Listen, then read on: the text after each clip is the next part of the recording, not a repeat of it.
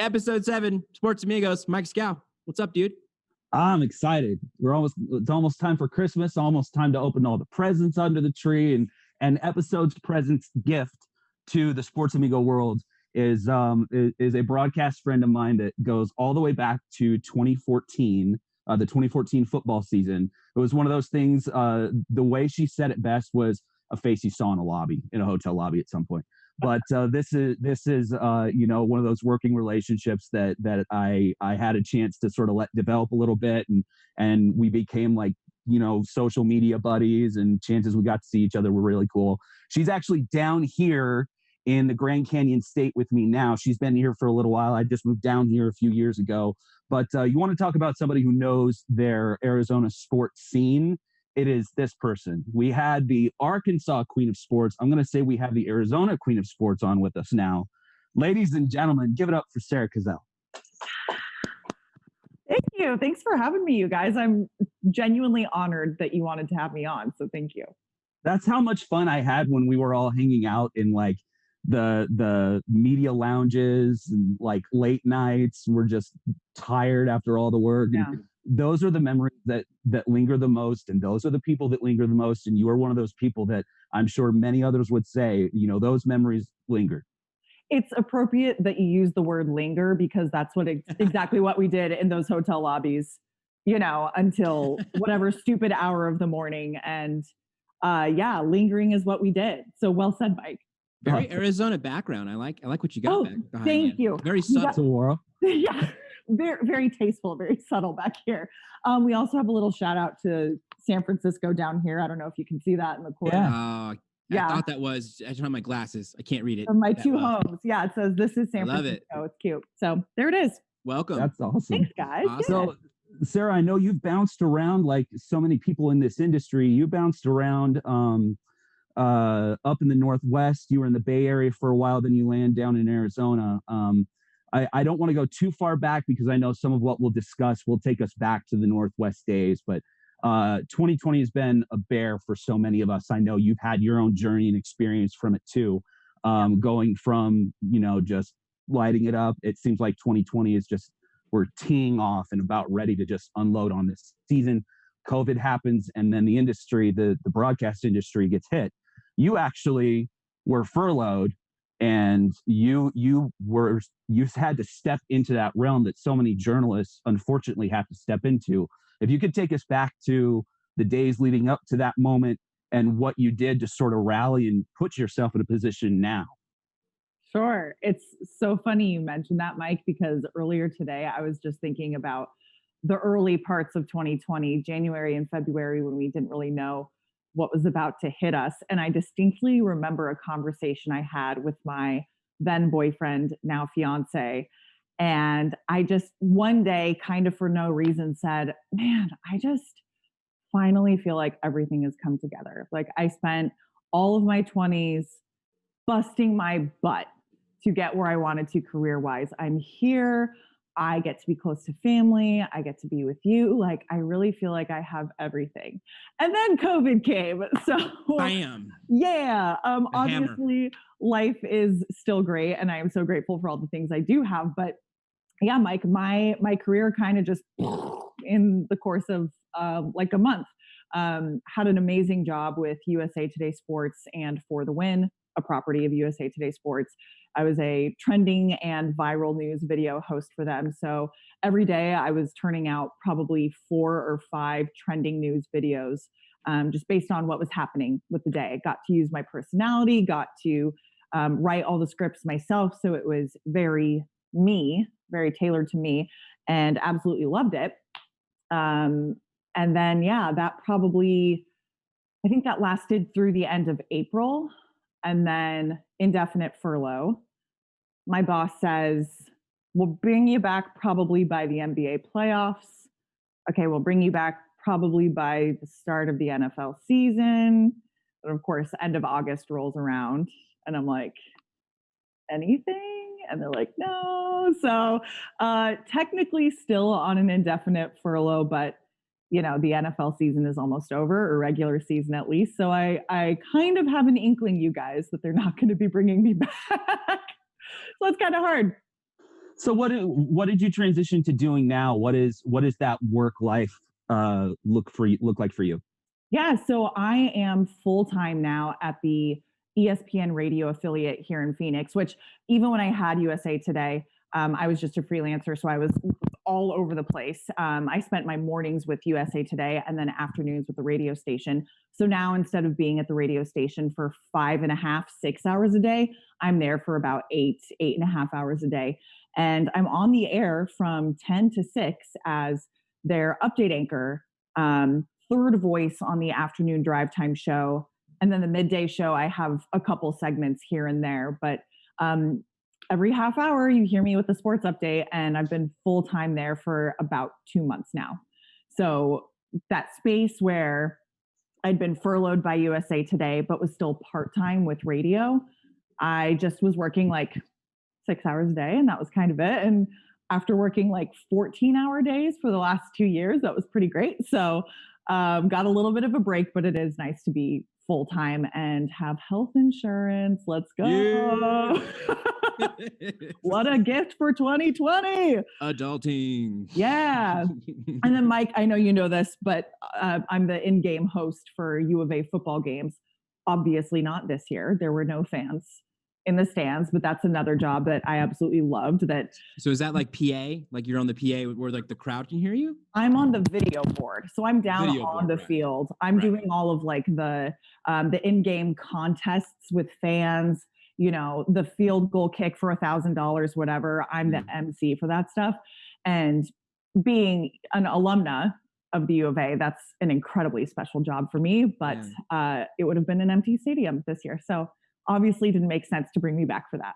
Well, I'd love to take you back to the U of A days. I would assume that college was where you were really starting to get the bug, like figure out what you wanted to do with your life. What was the U of A experience like for you as it pertains to where you were going in your career? Like how much influence was being made there? Because I know it was a big effect for Mike.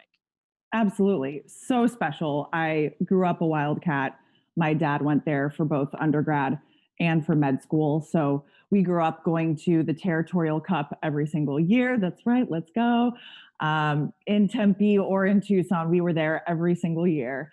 And so growing up, I just kind of always assumed I would be a Wildcat. And when it came time to apply for schools, I only applied to U of A and to NAU, but only because the NAU application was 1 page long and it was free. So nice. It was like, if something tragic happens and I can't get into U of A for some reason, I guess we can go to NAU, but it was always going to be Arizona. And I actually figured out my senior year of high school, the fall of my senior year of high school, that sports television is what I wanted to do. I know we're all about telling stories on here, so I assume y'all would like to hear the story of how this happened. Let's do it. Yeah, let's dig into that for sure. Okay. So in high school, I was on our competition cheer team, and I think it was like the 4th, maybe the 5th week of our high school football season. Our team traditionally not very good. Our football team, our cheer team was great. Our football team was not. But our senior year, it was like Bring It On.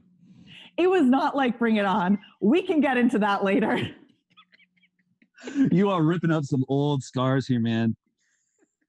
Yeah, can you tell I've had this? You were Kirsten Dunst. Not Bring It On.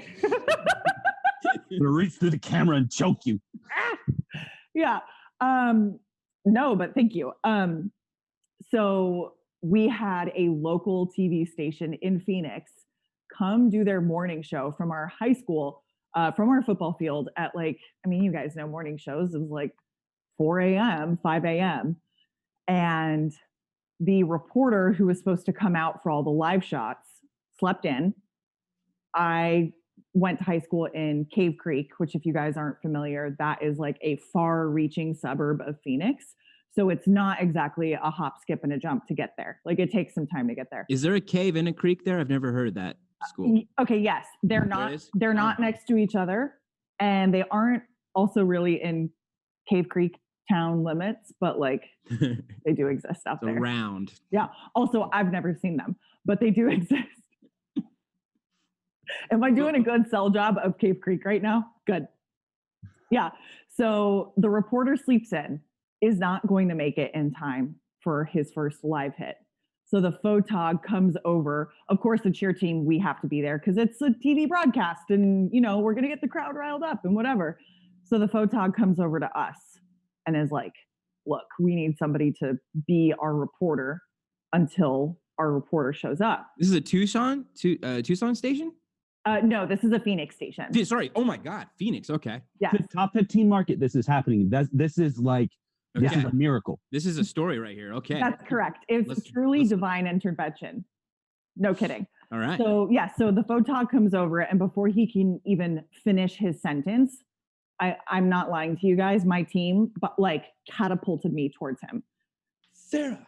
Yeah, because I'm a pretty outgoing person, but I had never considered television before. It just never really occurred to me.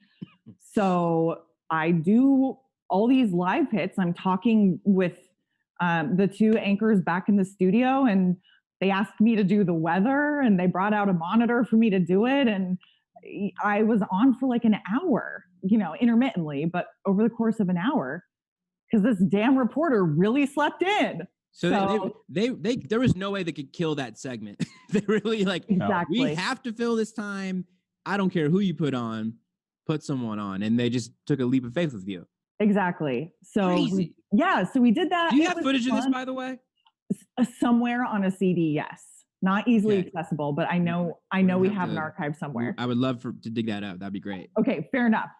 So so it happens. It was a lot of fun. I have that high, but I'm not really thinking too much about it. But then the anchor, one of the two anchors, calls the photog after we go off the air and is like, please tell her if she needs a letter of recommendation, I will write one for her. And the dance coach who happened to be there was like, I know somebody at the Syracuse Journalism School. If you want to apply there, just let me know. And all these parents, of the football players who were watching, were like, you really should consider doing this. And I was like, okay, fine. Yeah. You had no choice after that. Pretty much.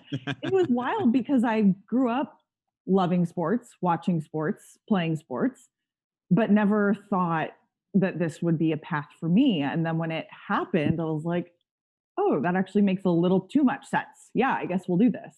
So I went to the journalism school at Arizona, and that takes us back to your original question, which is about the University of Arizona. What was your question? No, just take us back to, okay, this is Sarah, college student now. Yeah. What are you getting under your belt? What are you getting interested at this point? I mean, because, the sports there is awesome. And was it news at that point? What were you getting interested in? And what were the moments that really pushed you in the direction that you ended up going to when college was over? So it was always going to be sports. And my idea of what I wanted to do within sports changed probably 100 times while I was there, and 100 more times since leaving. But started out thinking I'll be maybe a local sports reporter or anchor, and just kind of work my way up through the local TV world like you guys have. And then I hate getting to this part because it makes me sound so old, but digital really started to blow up right before I graduated. We've said that almost every episode because we're older. You're like, well, and then the internet happened, and here we are. Twitter, this thing called Twitter came up. Oh my gosh, it's so funny you mentioned that, because my first journalism class ever was Professor Button. So I think this was in 2008. I remember her telling us about this thing she heard about at this journalism convention she just went to, and it was Twitter. And we're all going to go to a city hall meeting, and we're going to live tweet stuff. And we're like, where does this go? Did that professor require all the students to create an account if they didn't have one yet? Yes. Yeah, because I had a professor do that too. That's insane. None of us knew what she was talking about. Yeah. All of us had to create a Twitter account. Wow. So yeah. Okay, I'm listening to you guys tell me about this, how you had to create a Twitter while you were in school. I created a Twitter in, I think it was 2010. I had been working for 2 years, and like my classes at U of A, one, it wasn't even like a journalism school at that point. They didn't even have their accreditation. So it was just like a few classes here and there. Like I was on tape to tape for the first 3 years of me working at my station. Like Brandon, I think you got there right as we were making the transition to digital. Thank goodness too. Tape was brutal, dude. It's awful. I did that my last internship before my first like paying gigs in SoCal, and yeah, game changer of all game changers, going from tape to tape to digital. Yeah. Isn't it crazy that was only within the last like 12 years? Decade. Yeah. We're essentially a decade for like everyone in the game to switch. It took a lot of people, a lot of stations to catch up to the bigger ones. Like, Abilene being one, 2010. Yeah. So we're on the topic of social media, and this is actually something I wanted to ask you, Sarah, because it's been the topic across more than just sports, political, social, and so on. The use of something like Twitter. I see Twitter as just this endless void of keyboard jockeys and people hiding behind their keyboards, and that I have souring,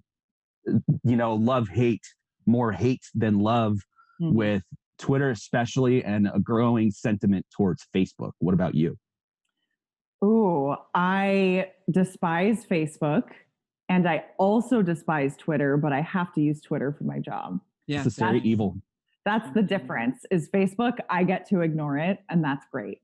But Twitter, it's, if I hate even saying this word, but if you want to be relevant in the industry, you have to use it until you become somebody as huge as Tom Rinaldi or Laura Rutledge or whatever, and then you can do whatever you damn want. But Sarah, not only relevant, but also you get info from there. You get story ideas from there. I mean, that's true. There's a whole news cycle that rolls through Twitter, whether we like it or not.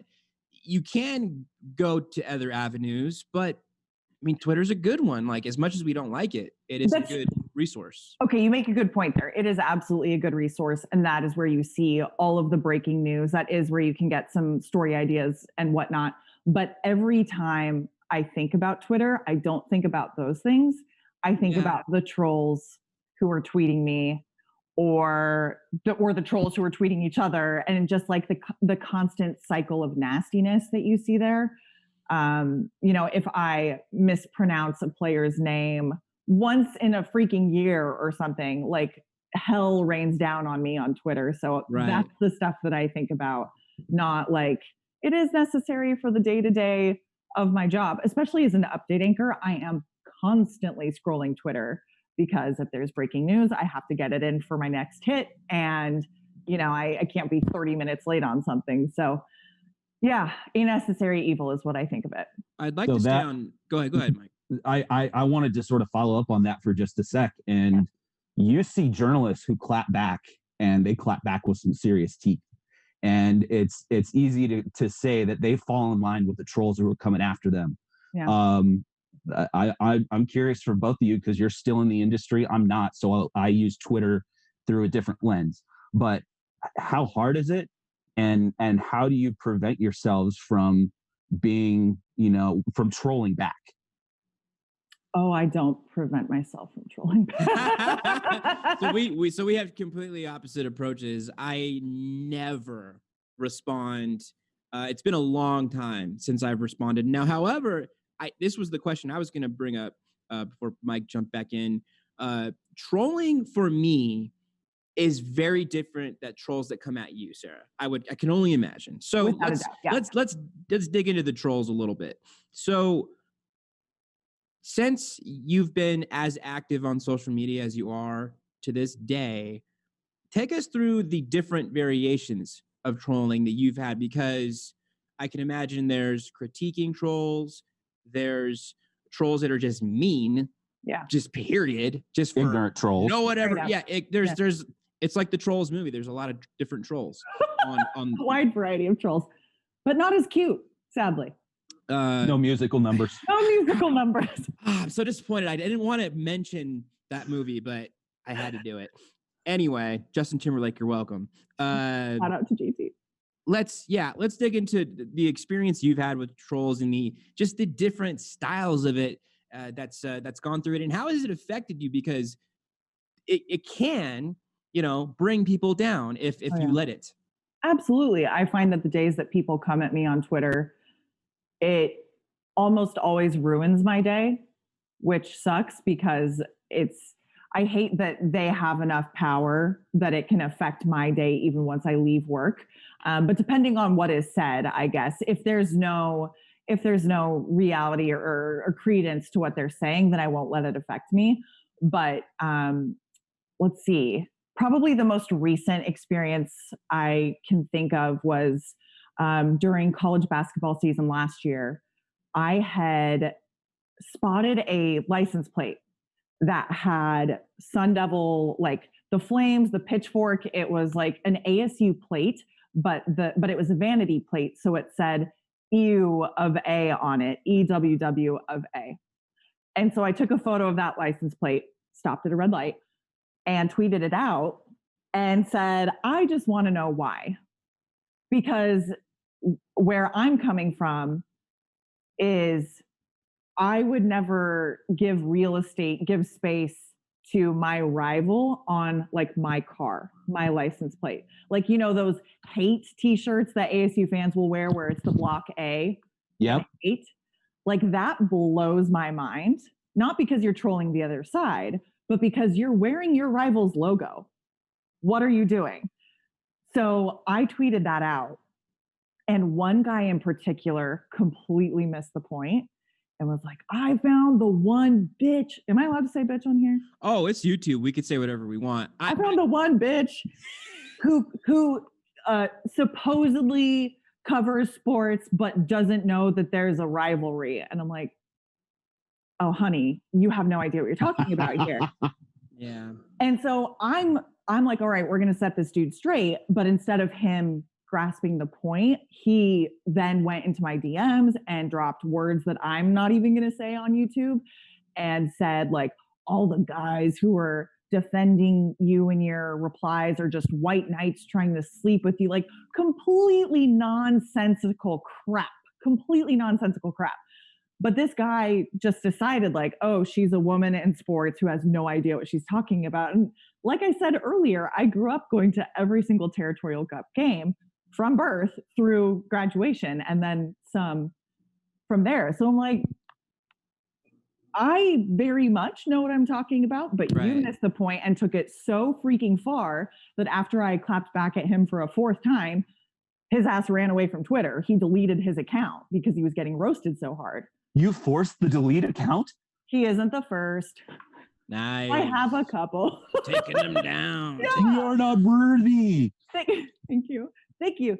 And it's just, I don't want it to have to get to that point because it does consume your thoughts and your energy and you're like, your body's getting hot and you're just getting all riled up. Like, it's so stupid that we commit this kind of energy to people who clearly do not have any idea what they are talking about.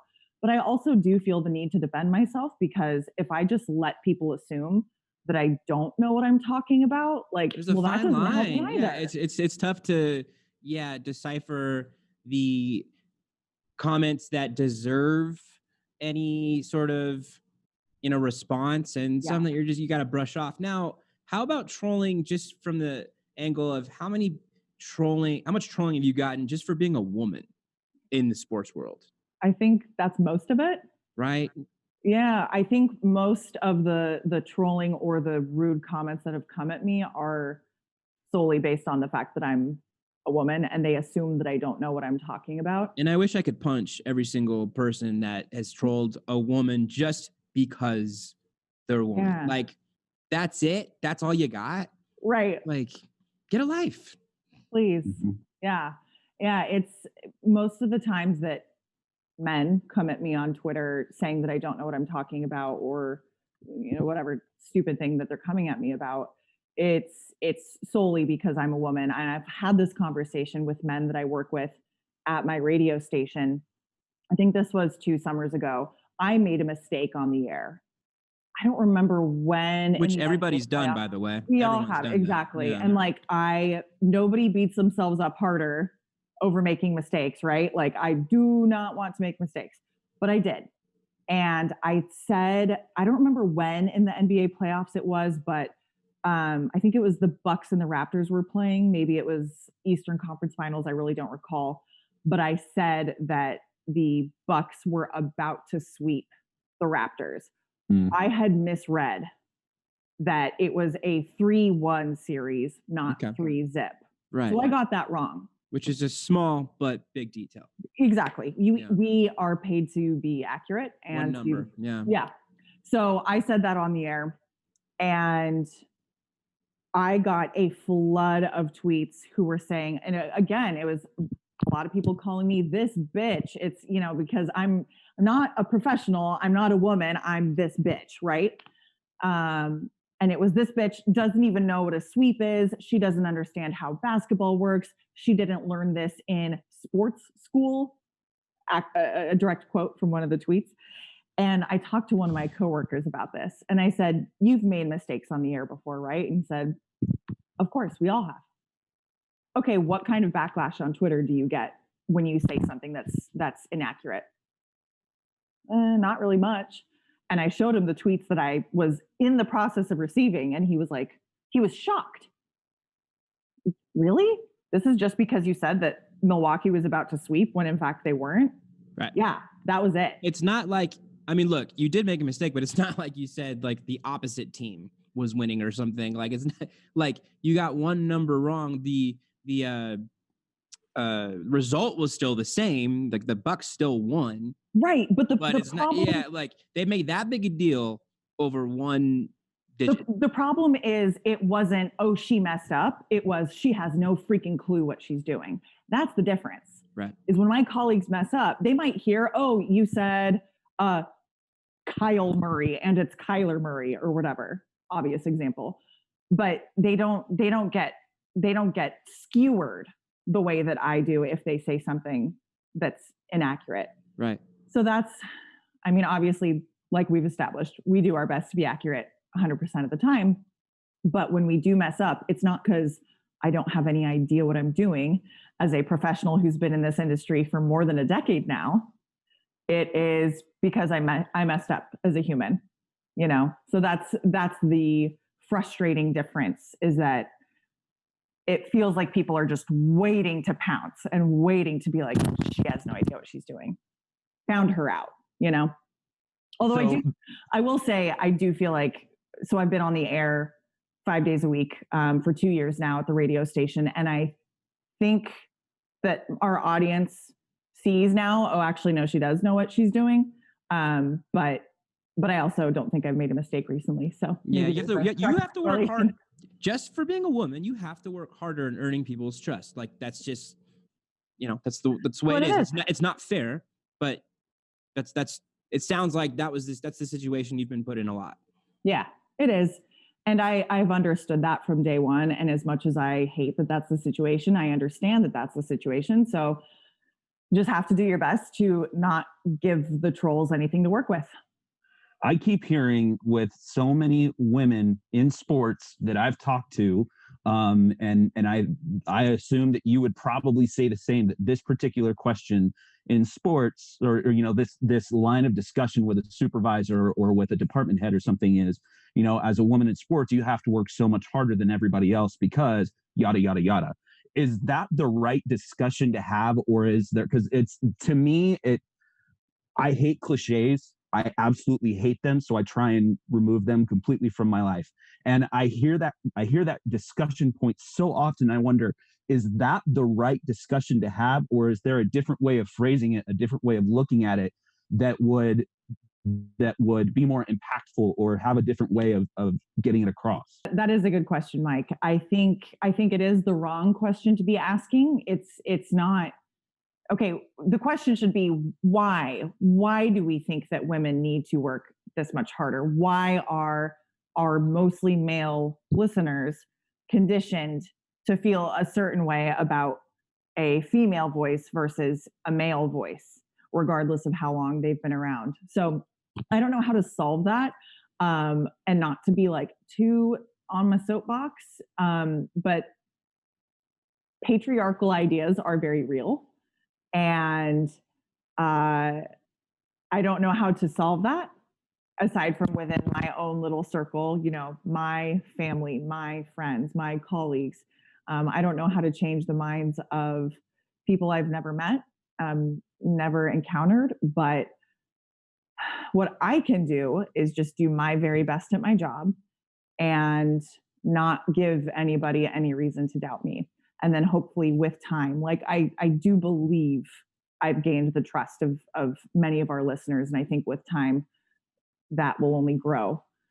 So I wish I could fix our listeners' inherent lack of trust with a female voice versus a male voice, because I'm not the only woman at our station. Our morning update anchor and the morning show producer is a woman as well. And she has to deal with the same stuff. So that's something we talk about often. So let's pivot into all the different jobs you've had over the years. We've gone to U of A, we've talked about what you're doing now. Let's kind of bridge, where you've been. So, gosh, you bounced around a bit. Let's let's talk about for you because there's a lot that comes with, I should say, going to different places for a job like this, because the first few jobs you have don't pay a lot. Yeah. And they take you really far away from your family. That's usually the case. Take us through those jobs and how they helped you out and how you grew.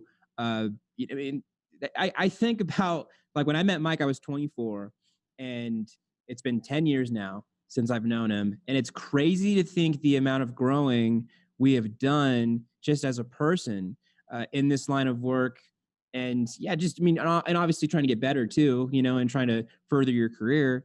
Let's talk about the places you've stopped at and how they impacted what the next move was.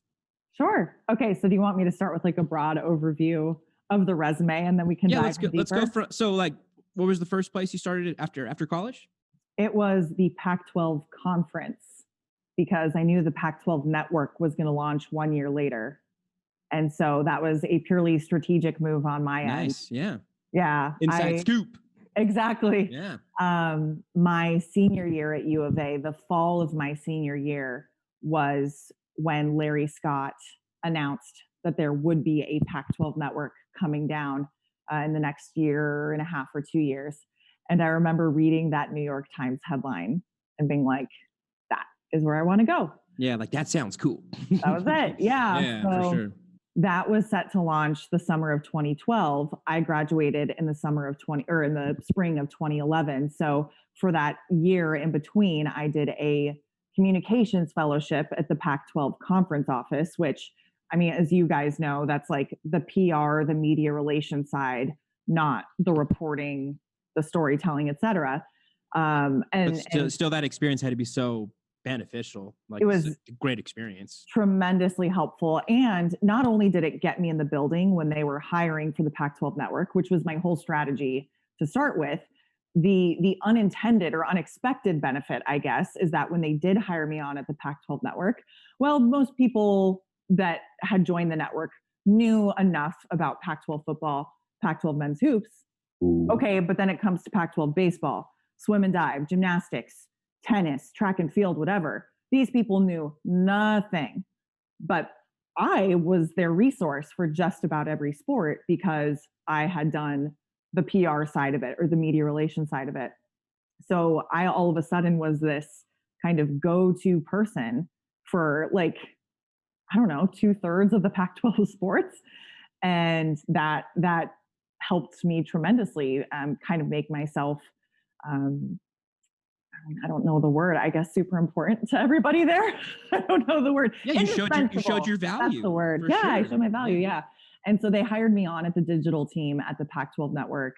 Team Dig. What's up? Rest in peace, Team Dig. Team Dig is no more as of this fall, unfortunately. We had a good run though. So I was on Team Dig for 3 years, served in a variety of roles, but it was behind the scenes stuff, managing a little bit of on camera, a little bit of writing, but not as much as I wanted, which is why I eventually left, briefly moved back to Phoenix, Arizona for a job at the Arizona Republic, which is the state's primary newspaper, or at least the Valley's. No disrespect to the Arizona Daily Star. Love you guys too. Did that job for only, yeah. I know Mike is repping Tucson in the house, so I'm not trying to disrespect another fine publication in the state of Arizona. I think they'll be okay. You think they will? I mean, I bet Ryan Finley is watching right now, just like cracking his knuckles, like just ready to fight. So yeah, did the Arizona Republic for 6 months, led their sports video coverage, but long story short, they were not ready to have the kind of sports video coverage that a modern day publication would. So the WCC came calling completely out of the blue, the West Coast Conference. Yeah. So this is an interesting step for you, because up to that point, all of your experience had either been in Arizona or Pac-12 related stuff, which you were very familiar with. You go to the West Coast Conference, that's starting fresh. I mean, I'm sure a bit. Yeah, you had some familiarity with Gonzaga, maybe some other schools, but this is like when me and Mike go to Abilene. You're going somewhere where you know very little, and you're starting from scratch and just trying to catch up to everybody else. 100%. I showed up knowing that Mark Few was Gonzaga basketball's head coach, and that Randy Bennett was St. Mary's basketball coach. It's a good start. That was it, man. That was it. So it wasn't like the Pac-12 where I got over there on the network and I was like, I got you. I can baseball, track, football, whatever. With the WCC, I really was learning on the job. But fortunately, there had only been one WCC correspondent before me. The job was still relatively new, but they understood, like, nobody knows the WCC. Like, we get it. Just do your best to pick it up as you go. Those jobs are interesting, though, because with working at covering UTRGV, I was familiar with what the WAC network was doing, and UTRGV. That's a mouthful. Yeah, working at a place like that, you're repping these smaller conferences, but you get to kind of do your own thing, I would imagine, to an extent, right? 1,000%. The WCC was my oyster. Gonzaga men's basketball was the only program that got any kind of coverage, but even then, still really not that much coverage. So any good story at any point throughout the West Coast Conference, it belonged to me. And that was awesome. I also really liked that job because they let me do really whatever I wanted. I got to host for digital and for linear TV. I got to report. I got to do sit downs. I got to do some in-arena hosting at their men's and women's basketball tournament in Vegas. Like, whatever I wanted to do, they let me try it. And so I'm super grateful to the WCC for that, and truly loved that job. But personal reasons brought me back to Arizona in 2017. Personal reasons. Yeah. Oh, look at that. How's that for a flex? That's a legitimate personal reason. Are you married now? Still engaged now? No, we're engaged. We got engaged in August of this year. So okay, congratulations. Thank you so much. Very cool. Yeah. So we did the first about 18 months of our relationship distance because we had met in Phoenix when I was doing that 6-month stint at the newspaper. We were an official couple for 2 months when I got in my car and moved back to San Francisco. Right. Yeah, Mike, I know that was my face too. So, but professionally, you guys know this. It's just like when you know you're not in the right situation and you know that the right opportunity is right in front of you. And even if it's going to cause some, strife in your personal life, you know that you have to take that step. That's what it was. And so I packed the car up and moved back out to San Francisco. And Jordan was supposed to come with me, but I mean, he works in sports journalism as well. And San Francisco is not an easy market to just find a job in. So we did distance for 18 months, and then I moved back here in 2017. Well, Sarah, this brings up an interesting conversation because you're engaged now. You both work in sports. You're both in Arizona together now. Now, having a partner that is fully down and supports your career it's tough to get. in our line of work, I feel like almost as much as any other line of work because you could bounce around like you have. So I guess where I'd like to pivot this conversation, this topic, how do you two feel about where you guys are? Are you guys trying to make Arizona home? Like, are you guys open to opportunities that can take you guys elsewhere? Because that's a big decision to make going into, being engaged now. Yeah, that's a good question. And that is an ongoing conversation that he and I have. Arizona is good for us for the time being. Will we stay here for the rest of our lives? We don't know. But we have always talked about different cities, different markets that we would like to work in, more so live in and also work in. But we also both grew up in the Valley. Both sets of our parents and our siblings are all here. So, if kids are in the mix for us, which we're still undecided, but if they are, does it really make sense for us to leave our parents and our siblings and everyone who would help us along during that process? We just don't know. But we're definitely open to pursuing, like, if it's a dream job or if it's something that we really feel, man, we got to go chase this. Yeah, we'll go. But we're not actively looking to go anywhere right now. Because that was the big thing with me when you talk about, we pick up and follow our, our significant other. Yeah. I had just gotten married in 2013, and my wife was in grad school for physical therapy. So 3/4 of that first year we were married, she was away out of state on different rotations. So we did the long distance thing too as a newlywed couple. And that was very tiring, but we came back together, and then we moved about 5 months after she got back. And I mean, for us, we had talked about it, but there was never a question. And that's been one of the most important things, talking to a couple other couples who both work in a broadcast platform, was it doesn't matter. We're committed to each other. We're going to follow each other no matter where we go.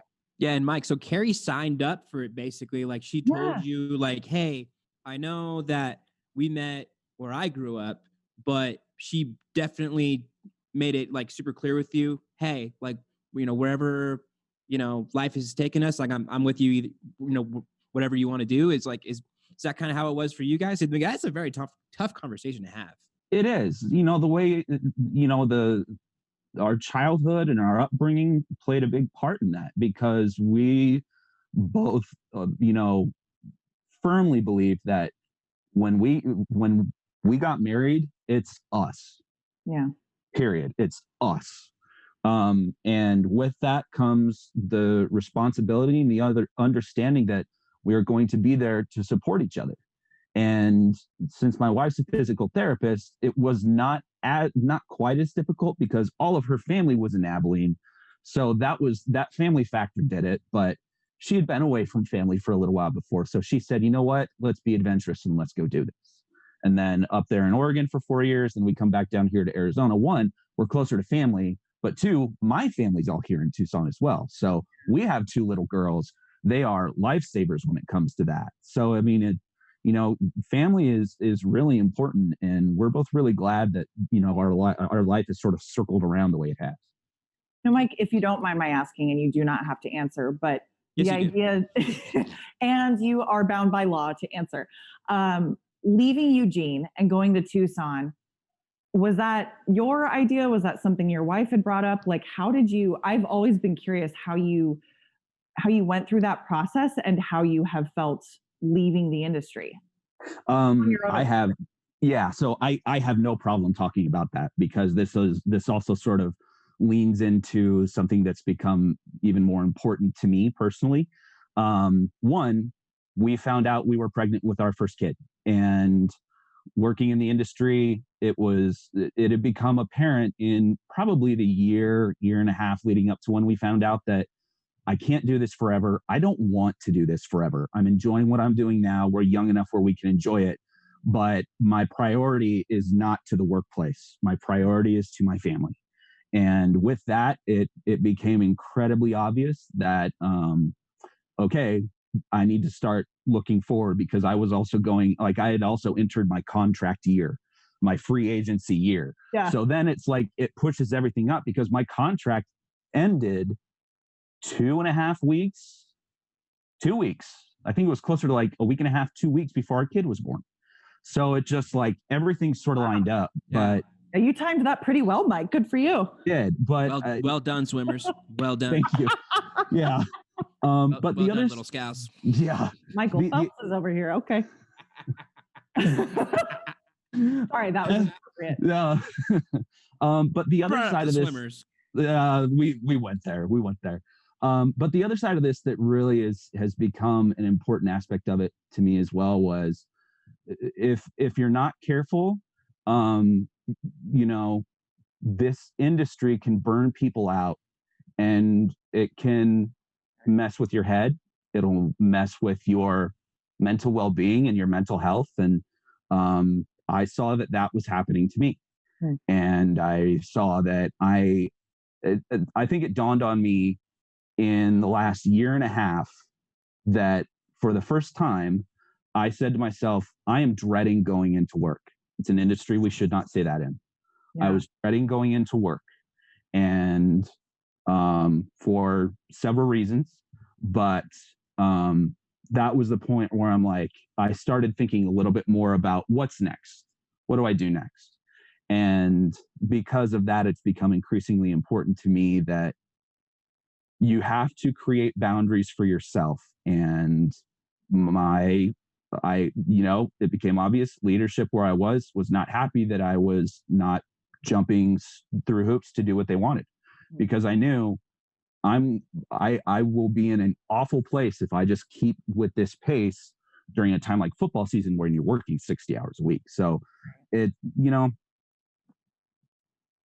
you've got to establish your boundaries. And to me, that was sort of the line in the sand. Okay, I've reached that point where I don't like going to work.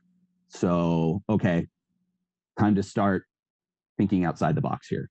And so, long answer to probably a shorter answered question, but still.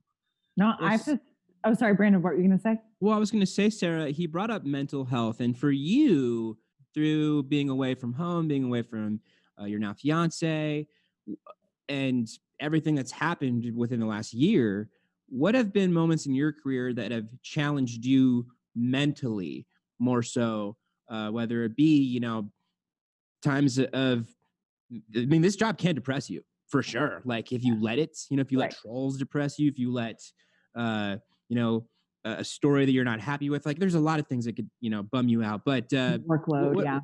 Workload. Yeah. Just like the mental grind. So what would you say for you throughout the years recently and not so recently have challenged you from a mental standpoint?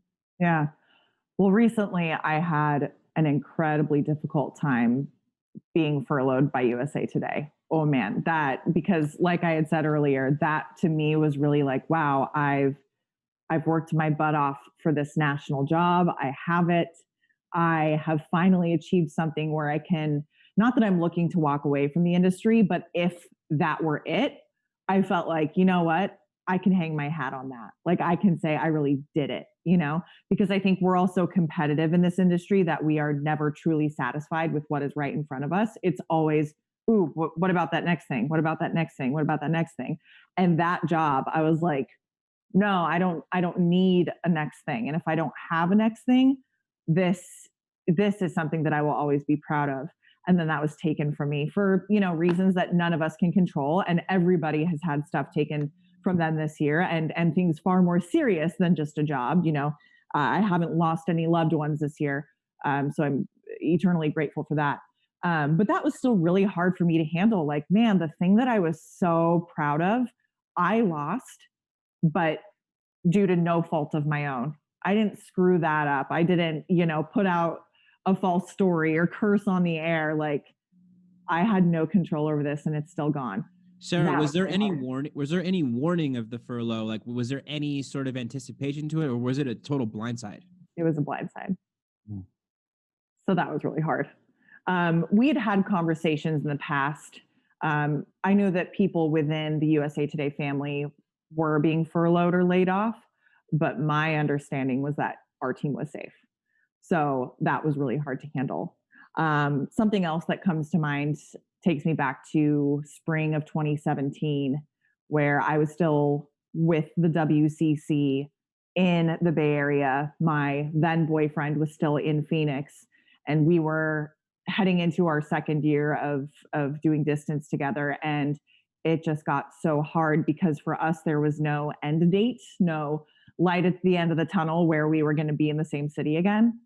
And so that really took a toll on me. And I had put together this huge pitch, probably like 10, 12-page pitch to my bosses saying, I can do this job from Phoenix, because I was just flying everywhere every single week anyway. There are a couple WCC schools in the Bay Area, but most of them I had to get on a plane to Spokane or to LA or to Provo, Utah. So, well, I'm on a plane every week anyway. Why can't I just get on a plane from Phoenix?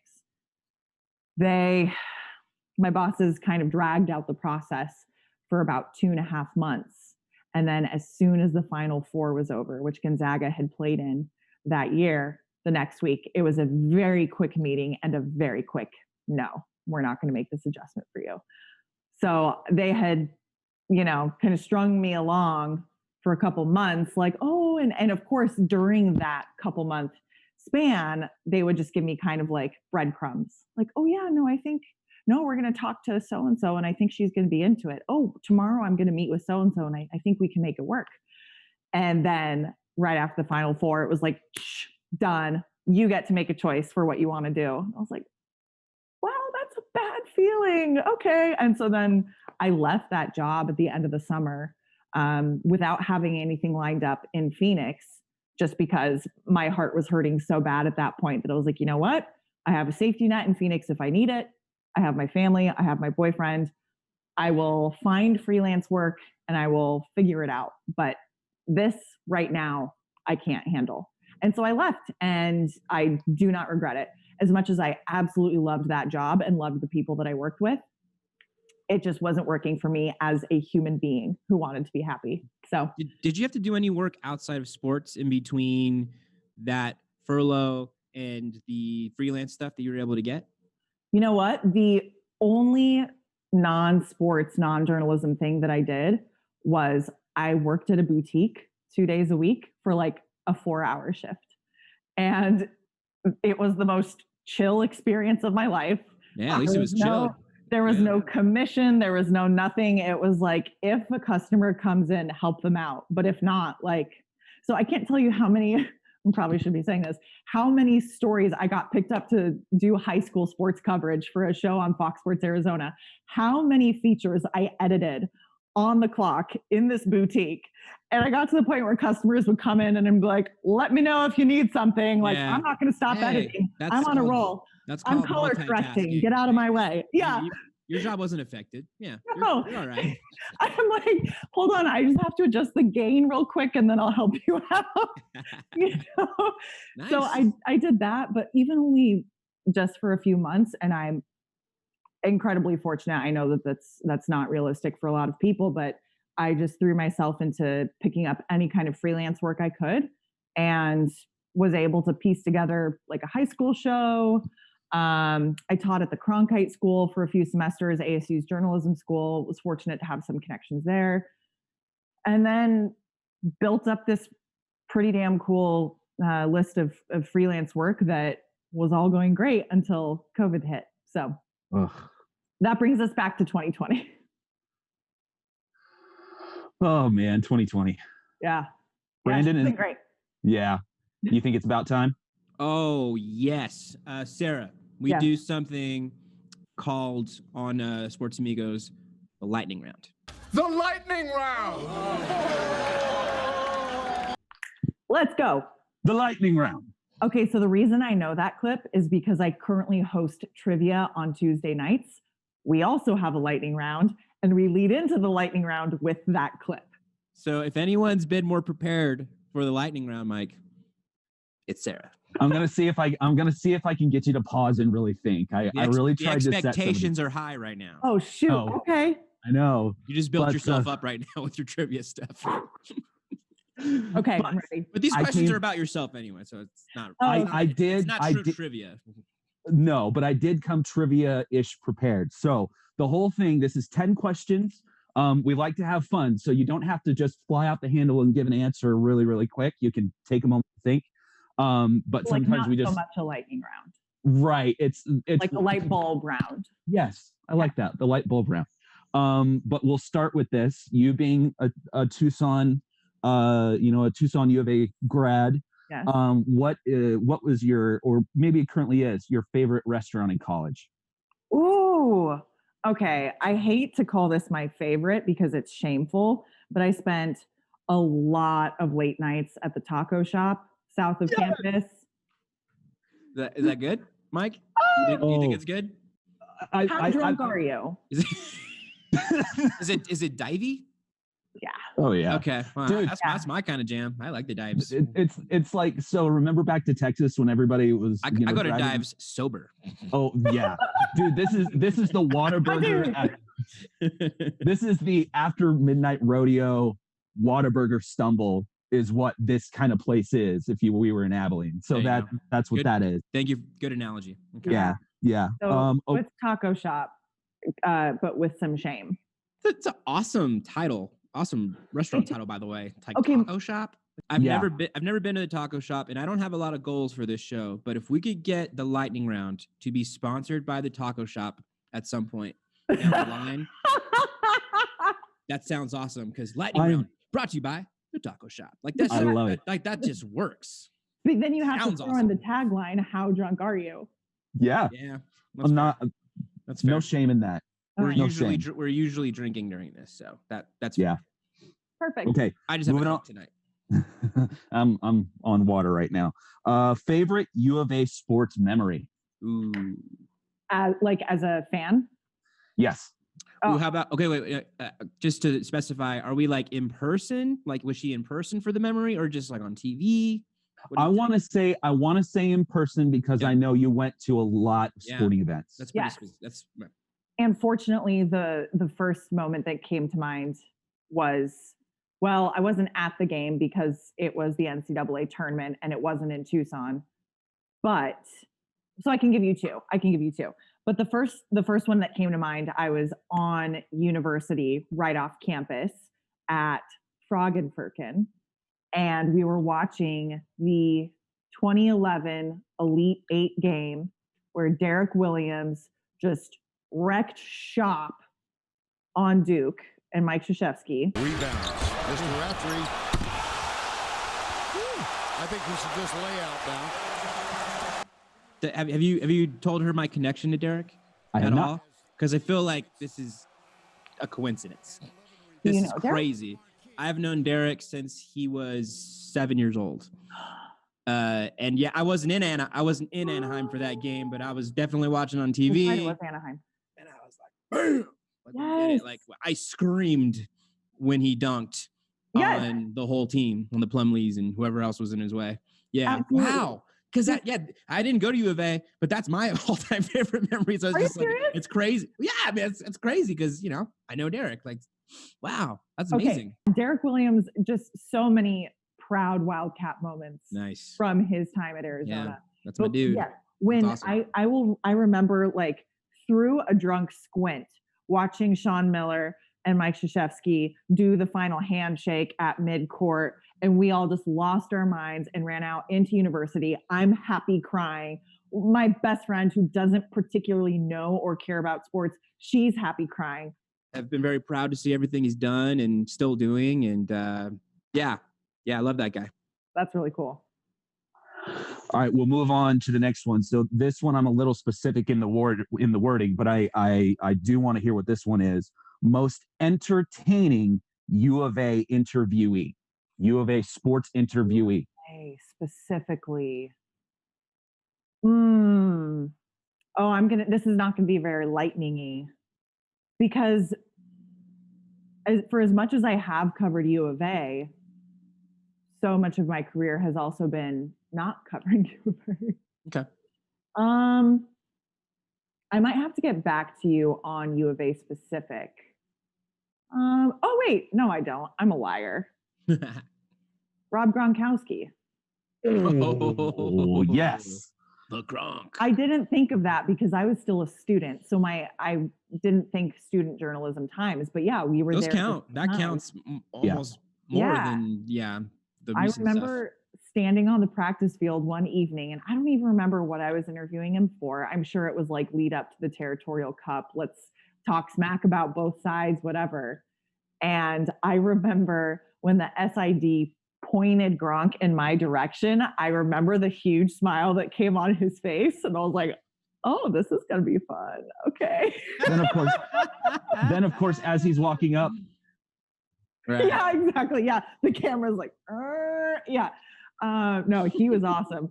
Talk about a legend on campus. Yeah. Gronk and Derek Williams for sure. Nice. One of the all-time legends. Okay. Favorite sports event that you've covered? Favorite sports event that I've covered? In person. Okay. In person. Yeah. I think it would have to be the first Pac-12 football championship game in 2012 at Oregon. Ooh. That was really special, getting to be part of that first event and having some interviews that I had done in the program, the game program that day.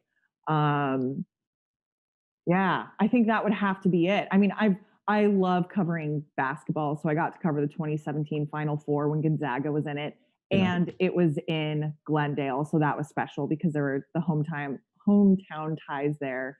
And pretty much any Pac-12 basketball tournament that I've been able to cover, I feel lucky for. But one that stands out is the first ever football championship game. That's a good one.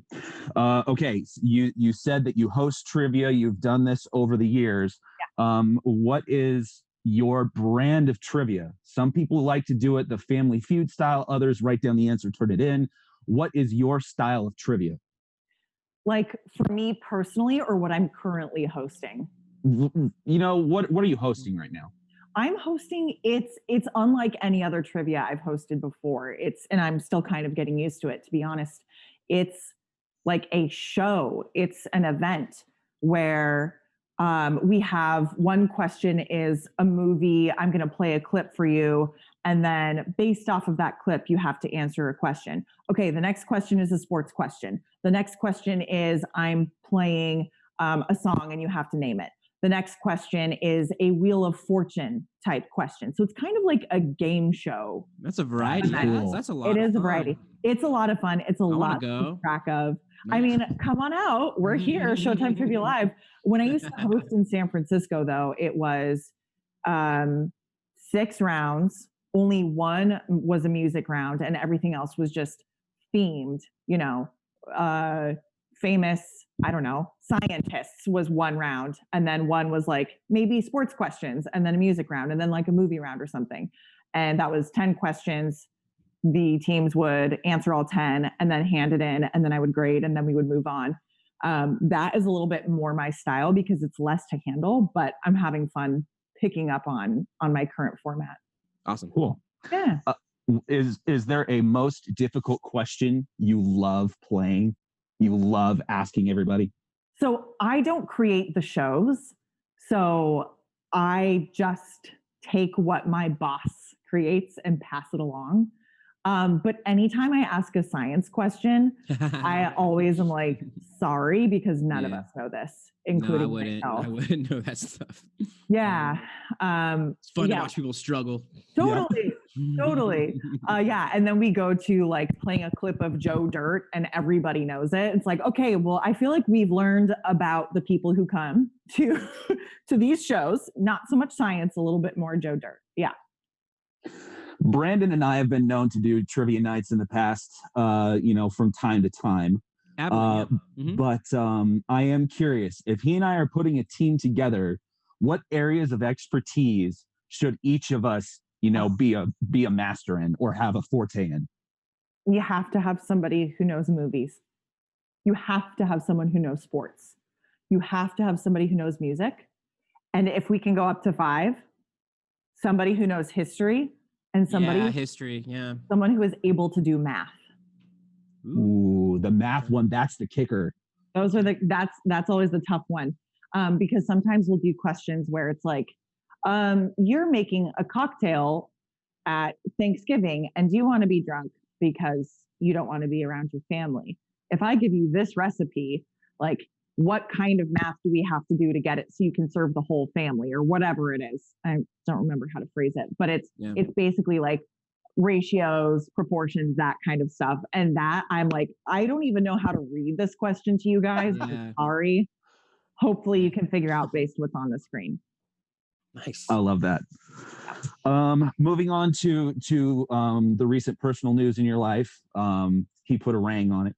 And so I want to know, what's your fiance's biggest pet peeve about you? Oh, I wish Jordan were here so that he could answer. Is he home? He's not. Yeah, we sent him out so he could be out and about while I'm sitting here in the living room. It's probably that I don't like doing the dishes. Ooh, you and my lady can be hanging out. Yeah. In the living room. You guys do our dishes? She don't like doing the dishes. Yeah. I hate it. And he always takes care of his, but then you look in the sink and it's like, well, those are all mine. Dang, sorry. What's your biggest pet peeve about him? I don't understand why he thinks the living room is just for all of his dirty socks. Because it's not. If there's a sock in there, please aim the camera at. I'm looking around right now. I see one under the coffee table. That's awesome. Yeah, and I'm like, socks of all things. That's random. The room is right there. Why are they out here? I never even take my socks off at all until I shower. I don't even like being barefoot. Oh yeah, so he'll just take his socks and his shoes off just whenever, wherever, and they'll just stay there. Especially right now. Well, it's not cold where you guys are, right? It's cold where I am. It is. It's like 40s overnight. Okay. So it's cold. Yeah. I like having the long socks on at night. Just I don't know. I'm still interesting answer. Ankle socks. Yeah. Mm-hmm. Okay, we're gonna round it up with one that we've used with every single guest, and it's been fun to sort of survey and see what everybody's answers are on this one. But tell us your favorite movie you are most ashamed to admit. Oh, like a guilty pleasure movie? Yeah, that everybody else in society would look at you and give you the look. Okay, so I don't watch a ton of movies. I'm pretty particular about which movies I do watch. I also don't have a lot of shame. So okay. I like what I like and I don't care if you don't. But you mentioned Bring It On earlier, Brandon. I just love that movie, but I do understand how that would get some side eye from people. That qualifies. I feel you think that qualifies? Well, because okay, look, when that movie first came out, it's okay to like that movie when it first came out. But if you're saying you've seen it recently, on purpose, then it definitely qualifies, because we shouldn't like that movie as much now as we did when it first came out. I couldn't tell you the last time I watched it. It's definitely been a minute. Because I don't really rewatch movies that much either. Yeah, I do though. I watch movies 10 times. I will tell you one movie I rewatched as an adult where I had to rethink, I loved this as a kid, and now as an adult, I'm Clueless. Clueless? I can't remember the last time I saw it, but I feel like it's aged pretty good. Yeah, it's been a minute. No. Watch it again, or don't. Paul Rudd has aged well. Paul Rudd is such a dad. Donald Faison? Yes. Donald. Yeah. So when I was 9 or however old I was when that movie came out, I mean, it was everything, right? Now I'm knocking things over. It was everything. But then I watched it again probably in the last 4 to 5 years, and I was like, that's cringy. That's cringy. That's illegal. Oh my gosh, is she trying to kiss her brother? So just all these things, and it's I didn't catch any of that the first time around. So that's why I guess Clueless. I love your answer. However, Clueless is still very beloved and a cult classic to an extent, how popular it still is. Yes, but I can see why that would be a guilty pleasure it lately. for you.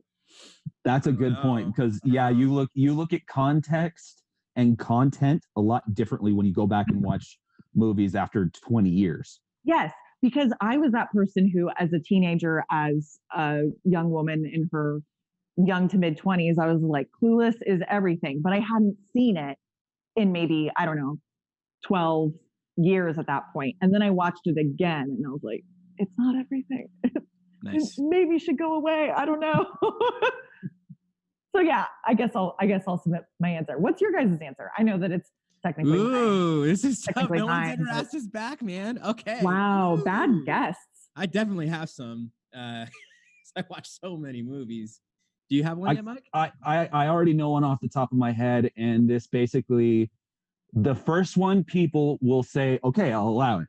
But every movie after that, I would get the stank eye, and that's the Transformers series. I'm a total kid when it comes to those movies. All of them.